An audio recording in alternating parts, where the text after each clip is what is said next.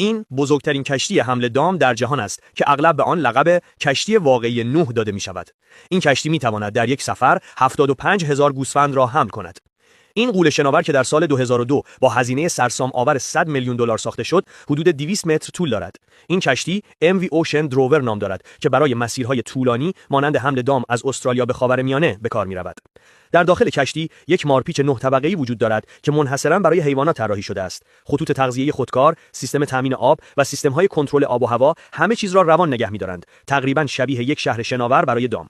پر کردن کشتی کار آسانی نیست. 2 روز کامل طول می‌کشد تا حیوانات با سرعت ثابت حدود 500 رست در ساعت از رمهای سرپوشیده به داخل کشتی هدایت شوند و زنده نگه داشتن آنها در طول سفر چالش اصلی است. هر روز این کشتی تقریباً 300 تن علوفه و حدود 300,000 لیتر آب شیرین مصرف می‌کند. برای مدیریت این حجم مصرفی، کشتی حدود 4,000 تن علوفه حمل می‌کند و همچنین دارای سیستم آب شیرین کن است که روزانه حدود 600,000 لیتر آب شیرین